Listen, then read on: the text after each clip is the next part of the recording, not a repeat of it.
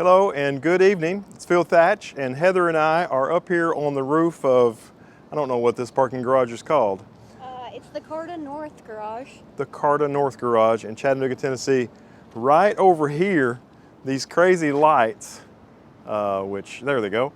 This is part of a climbing system that's built right onto the side of this garage. You might see David Saylor's family coming out here and doing climbing on the side of this building.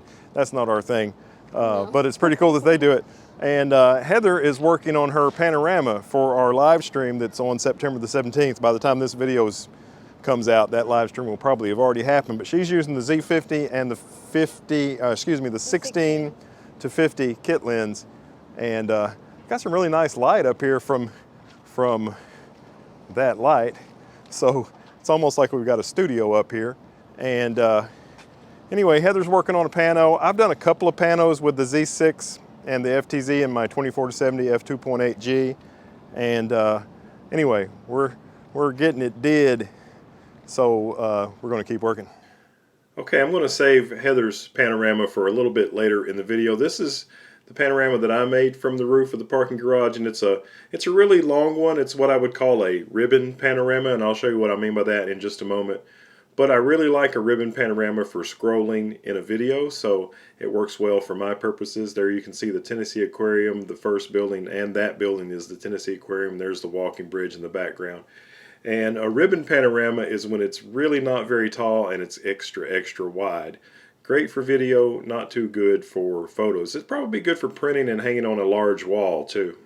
Well, I've kind of done a lot of panoramas, and this is kind of Heather's night, but while she's working on panoramas from up here and trying to get her stuff together, I had the idea of, yes, you guessed it, I'm breaking out the Helios again. And Heather got me one year for Valentine's. She got me, I don't know if you can see it, right down there. She got me a Chewbacca Funko Pop holding a porg. I thought it would be fun to set Chewbacca up here on the concrete wall around the top of this garage, lit by the parking lot light that's been lighting me. Get the old Bokeh Master Russian Helios lens from 1981 and set the Tennessee Aquarium behind him, focus on him, and let all those lights in the aquarium be totally bokehfied. And I've made other shots with various other bokehfied backgrounds of Mr. Chewbacca up here as well. You can see I'm wide open at f2, although it doesn't say it there because this lens doesn't report. But I'm ISO 100, 58 millimeters, f2, and 1 second. There's a very loud motorcycle or car, something. Really happy with how these Chewbacca photos came out. I've been wanting to do a photograph of a small figurine for a long time, and I thought while we were up on the parking garage with lots of lights to bokehfy in the background, this would be a great opportunity. Now this second shot that I'm showing you right now, this is my favorite of the 4 Chewbacca photographs that I'm going to share with you. Just love the colors in this one. And this last of this first set of 3 is the one that you could see me setting up for there in the video. I thought the blue lights on top of the Tennessee Aquarium almost looked kind of like lightsabers behind Chewbacca in this photograph. Okay, so I've got this shot I've been working on of Chewbacca here, and it doesn't have quite enough light from those lights on him, and I'm getting a lot of bokehfied lights in the background, the Walnut Street pedestrian bridge that I talk about all the time on this channel is over there in the distance, and lots of other lights. And I wasn't getting quite enough light, so I decided to use my cell phone light. I'm at 1/2 a second. I've stopped it down some. Yeah, I've stopped it down to 2.8 or maybe a little bit smaller than that. And I get my light. I don't want it to be too bright on our Mr. Chewbacca, but I just want a little bit of light on him. 2 second timer, ISO 100, and bagged it. It's kind of a cool shot. Okay, so this is my least favorite Chewbacca photograph. I had to stop it down some because I could not get Chewbacca sharp there in the corner of the frame. That old Russian Helios 44-2 just isn't sharp in the corners until you stop it down some. But it took away the circularness of the bokeh balls, so this one's not my favorite. All right, without further ado, here is Heather's first ever panorama photograph. It's pretty cool. I did a photo challenge and asked for people to send in panoramas, and both Heather and Joy, our friend Joy, did their first panorama on the exact same day. And I really like Heather's composition here. I like that she kind of just has the aquarium and the walking bridge, which are the two most famous things of Chattanooga, in her panorama. Okay, so Heather feels like she's got her panorama nailed from the other side of the building, which was over there where we started, and now we've come over to this side of the building, and now we're facing away from the river. You know, the aquarium in the other side where the blue lights are on the roof of that building, it's right by the river, just across one road from the river. So over here, there's still a lot of the city. The city, you know, the pretty decent sized buildings go out, you know, 9 or 10 blocks from the river. And so there's a lot of good stuff to shoot over here. And Heather's setting up a panorama here. She's still using the Z50 and the 16-50.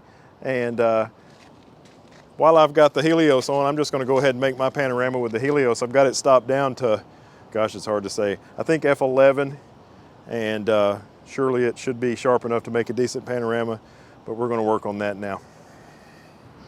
So tell us about your settings, Heather. So right now, I'm trying to get some decent stars, so I'm sitting at f16, 25 seconds per shot, and ISO 100, and I'm right at 50 millimeters. Wow, 25 seconds per shot. Yeah. That is awesome. Okay, cool.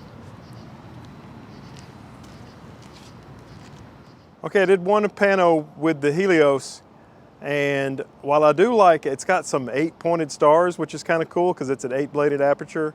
There's some artifacts that I'm not liking, so I'm switching to the 24-70 f2.8G. I gotta tell you, taking that Helios off and putting the 24-70 f2.8G, it's like when you got a really bad internet connection and you're watching YouTube at like 240p, and all of a sudden your internet gets better and it goes 1080. That's how much of a difference it is. That old Helios, while it's really cool for its weirdness, it is not good for stuff like this. It's just not nearly as sharp or perfect as the 24-70 f2.8G is. Okay, so this is the panorama that I made with the Helios, and if you look closely in the top part of the frame, in the middle and slightly to the right, you can see all of the lens flare that I was whining about. But it was really easy to take out, and there you can see it disappearing now. This is the corrected version. And I was also kind of whining about the Helios not being good for this kind of work, but it turned out okay. I think the biggest difference was how much quicker I could focus with the Nikon 24-70 f2.8G. And I was manually focusing, but it was just so much easier to dial it in perfect than it was the Helios. And here is the pano, same exact area, same exact night that I made with the 24-70 f2.8G. Now I was at 70 millimeters on this one, and it was a little bit darker, so my exposure is a little longer.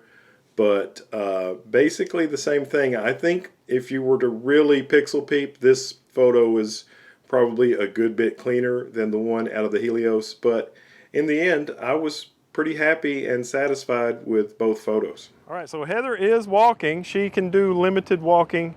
She can actually walk a little bit, not in the boot, but for not at the house. She's supposed to wear a boot. And also I thought I'd show you that we're using the 2 legs straight out and 1 leg straight down. The 2 legs straight out are resting on the wall, tripod strategy this evening. Well, Heather tells me that she is getting her panos down. What are you saying? I think I got my shots. You got it? How many did you make? I did, well, how many over here? Yeah, how many over here? 3 or 4. Yeah? Yeah. Did you look at each picture and make sure each one was sharp? Yeah. That's key. It's easy to, even Thomas Heaton says he's gotten home from doing a panorama and like he'll have 9 shots and number 4 can be fuzzy and the pano's ruined. But if you did a bunch of them, that's the key. Yeah, I did. Cool. Oh, birdie. Okay, so this is Heather's second ever panorama photograph. She did it at 50 millimeters, which on the DX sensor is 75 millimeters equivalent. So hers is the most zoomed of the 3 panos. And, you know, I'm just really impressed with Heather. There's basically nothing she can't do. She's super smart and she can do anything, and she's very artistic. And I think she did a really great job with this photograph, and I especially like the way she edited this. Well, I'm over here making video clips and Heather's already loading her stuff up, so I guess it's time to go. I'm glad to have you back with me, being able to do photography without having to sit in a wheelchair while you're doing it. That's pretty fun. Yeah. And glad y'all came along with us as well. Thanks for watching. If you like the content, give us a thumbs up. If you want to see some more, subscribe, hit the bell. Boing. And we look forward to seeing you in the next one. Bye-bye. Whoa, don't fall. Lights. Camera. Concrete. Lights. Concrete.